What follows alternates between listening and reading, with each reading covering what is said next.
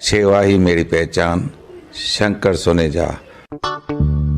सेवा ही जिनकी पहचान, वो हैं शंकर सोनेजा। फ्री मालेगांव का काढ़ा, फ्री जोड़ों के दर्द का तेल, फ्री नसों के दर्द से छुटकारा पाने की पीने की दवा। सेवा का लाभ उठाइए, सदैव आपकी सेवा के लिए हाजिर रहते हैं शंकर सोनेजा।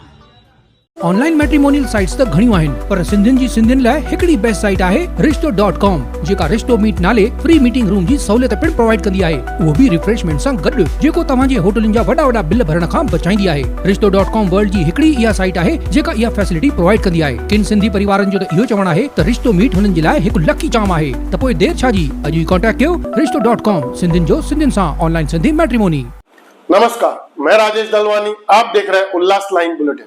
उल्लासनगर बीजेपी जिला अध्यक्ष पद पर राजेश वद्रिया जी की नियुक्ति की गई है।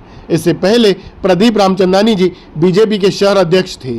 वहीं राजेश वद्रिया को बीजेपी शहर अध्यक्ष बनाए जाने की खबर जैसे ही कल शहर को मिली तो कहीं खुशी थी तो कोई इस निर्णय से खफा दिखा।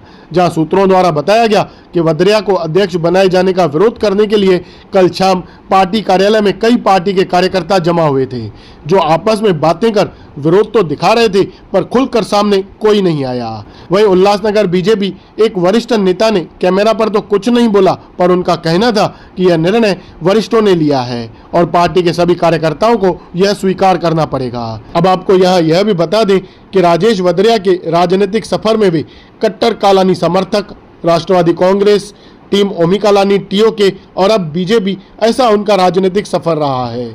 वहीं राजेश वद्रिया कभी पप्पू कालानी के काफी करीबी साथी रहे हैं। वे खुद भी पप्पू कालानी को अपना राजनीतिक गुरु मानते हैं और जब पप्पू कालानी जेल के अंदर थे तब राजेश वद्रिया ने उनकी पत्नी स्वर्गीय ज्योति कालानी और उनके बेटे ओमी कालानी को काफी साथ दिया था।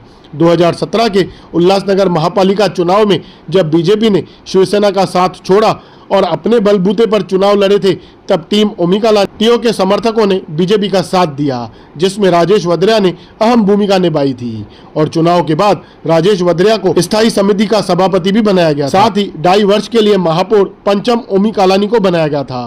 तब राजनीतिक गलियारों में राजेश वद्रिया को सुपर महापौर कहा जा रहा था, पर जब कालानी का बीजेपी से मोह भंग हुआ और कालानी बीजेपी से अलग हुए और बीजेपी का महापौर गिराकर शिवसेना का महापौर बनाया था, तब राजेश वद्रिया कालानी के साथ न जाकर बीजेपी में ही रहे, जिससे वद्रिया और कालानी के संबंध खराब हुए, जिसके बाद कई कालानी समर्थकों और राजेश वद्रिया के बीच एक दूसरे के खिलाफ आरोप प्रत्यारोप हुए, पर राजेश वद्रिया बीजेपी में ही रहकर कालानी को चुनौती देते रहे। जहां 8 वर्ष पहले उल्लासनगर बीजेपी में शामिल हुए राजेश वद्रिया को पार्टी के वरिष्ठों की तरफ से अध्यक्ष पद की जिम्मेवारी दी गई है। वहीं इस अध्यक्ष पद की रेस में बीजेपी के कई बड़े चेहरों का नाम था, पर कालानी का साथ छोड़कर बीजेपी में शामिल हुए राजेश वद्रिया की उल्लासनगर बीजेपी शहर अध्यक्ष पद पर नियुक्ति की गई है, जहां शहर भर से व्यापारियों, पार्टी के कार्यकर्ताओं और नेताओं की तरफ से उनको शुभकामनाएं दी जा रही हैं। ब्यूरो रिपोर्ट, महेश रोकड़े, उल्लास लाइन बुलेटिन, उल्लासनगर। उल्लास लाइन बुलेटिन को सब्सक्राइब करें, बेल आइकॉन दबाएं और देखिए उल्लास लाइन बुलेटिन की न्यूज़ सबसे पहले आपके मोबाइल पर।